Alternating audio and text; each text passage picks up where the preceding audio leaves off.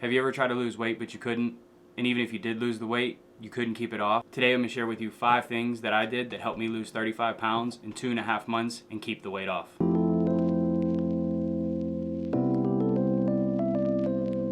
First thing I'm going to share with you is you don't have to be extreme.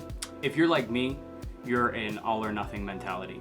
And when you start something, you take it to the extreme. What you have to realize is that you're changing your lifestyle. And in order to change your lifestyle, sometimes it's best to do one thing at a time and take small steps. For example, when you get into working out, don't try to do the things that you used to do in your teens or in your 20s.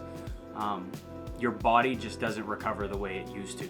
Take me, for example, I'm 33, and the things that I used to do in my 20s, I could still kind of do, but I don't recover like I used to. So I had to, when I initially got into, for example, working out, I had to take it slow.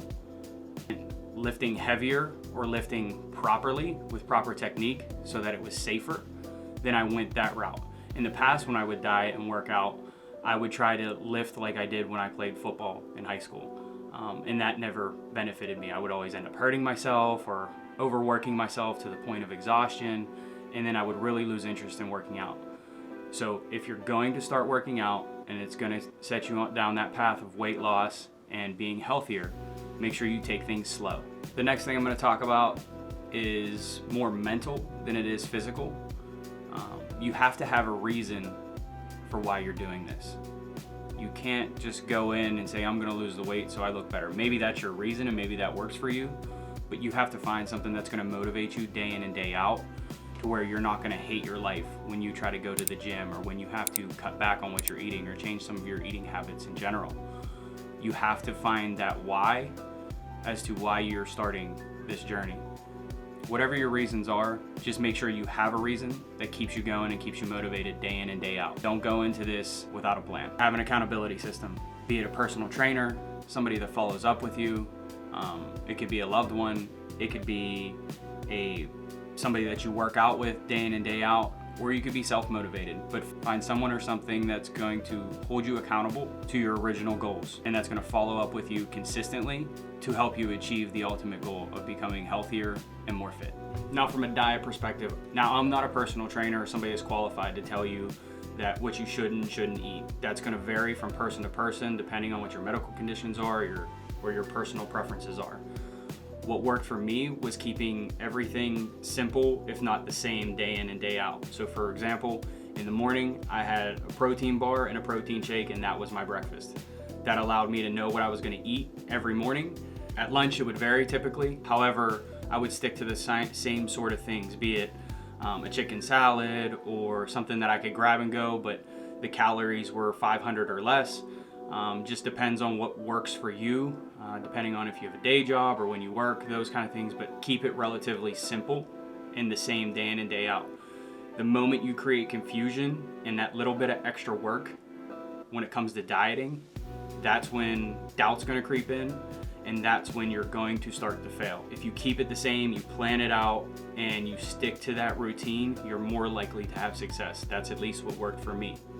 And then for dinner, as long as you can keep your calories under control throughout the day, for dinner, I generally ate what my family was making. If I had to adjust some things or pull some things out, then that's what worked for me. You want to make sure that you try to remove the temptations if you're not going to be disciplined yourself. It's really important also that your family is supportive of the decisions that you're making, if not participating in them with you, but understand the decisions you're going to make and that they support those decisions. The minute you lose that support system at home, then you're more likely to fail at your diet. If you have that support system, or you're at least upfront about what your goals are, then everybody's on the same page and you're more likely to succeed. The fifth and final thing that I'll share with you is make sure you're tracking your progress day in and day out. You may not track every day. I know that I just said day in and day out, so don't come after me, but make sure you track your progress consistently. Whether it's weighing yourself, I know some people don't recommend weighing yourself every day. I did, but that was more mental for me. It helped me understand how my weight fluctuated over time from when I would go to bed to when I would wake up throughout the week, because that helped me keep from getting discouraged, because I knew if I got on the scale one day and it said that I had gained 3 pounds, I knew my body necessarily fluctuated. like that from day to day. So just because I got on the scale and I was a little bit heavier than the day before, I had an understanding as to why. Make sure you're tracking, you have some sort of calorie tracker, whether it's a journal, whether it's an app, whatever the case. Just make sure that you have a way to track your calories day in and day out. You may be very surprised what you find that you're already eating is high in calories that you may not have thought were high in calories. For example, if you throw in olive oil into a dish, that can add an additional 100 calories to your dish per tablespoon. So the next time you're gonna throw that little bit of olive oil, on a salad or in some pasta, just keep that in mind. The other thing is avoid empty calories. I stuck to water. I got a little bit of flavoring because I don't like to drink plain water, but I stuck to just regular old-fashioned water. Now that's what I call high quality H2O. With a little bit of flavor in there to help me get through and consistently drink water. You're gonna wanna avoid things like different, Pepsi, Coke, different types of soda or pop, depending on where you're from. But you wanna make sure that you try to avoid, if not eliminate, empty calories, because they will not benefit you in any way, and they're only going to take up calories that you could be consuming throughout the day via other food. Keeping along the lines of making sure you're tracking your progress. If losing weight is your overall goal, make sure you get on that scale at least once a week. I did it every day because I just wanted to know, but that may not be for you. So just make sure you're tracking your weight, but understand that that's not the end all be all of your weight loss journey or your fitness journey, if you will. You also want to take things like measurements, measure your hips, your waist, and your neck at a minimum, because while the scale may not change, your measurements will change. Your pants will fit better, shirts will fit better.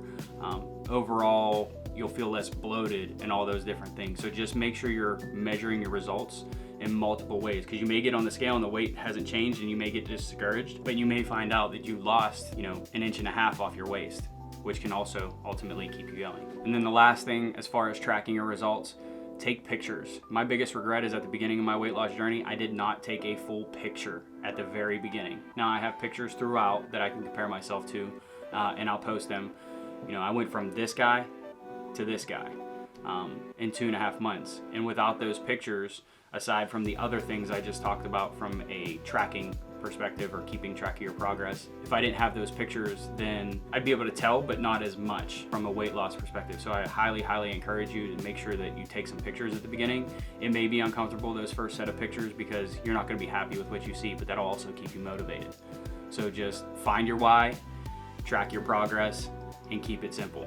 From a workout to a diet plan, just make sure you keep it simple. And finally, for a little bonus tip, make sure you celebrate your wins. You've come a long way, and for me, 35 pounds was a big deal for me. My body is completely different from when I changed, so I celebrated a little bit. Once I got to a place where I was comfortable and I knew I can control myself, I'd let myself have a cheat meal every now and again, and that would keep me motivated to stay on my diet throughout the week, because it gave me something to look forward to.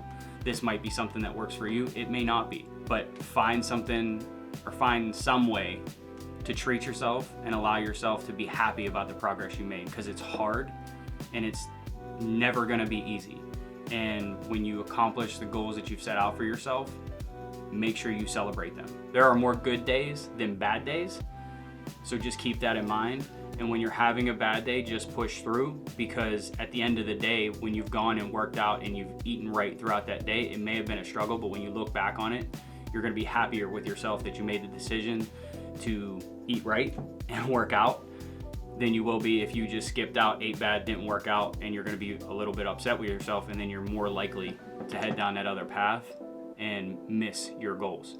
So I'd love to hear from you guys what your weight loss journey has been like. Please drop them in the comments below with any thoughts that you may have had. If I missed something or something else that works for you, make sure you share that. Or if you'd like me to share anything else or talk about anything else when it comes to health and fitness, drop them in the comments down below. But make sure you ring that notification bell, and don't forget to like and subscribe. See you on the next one.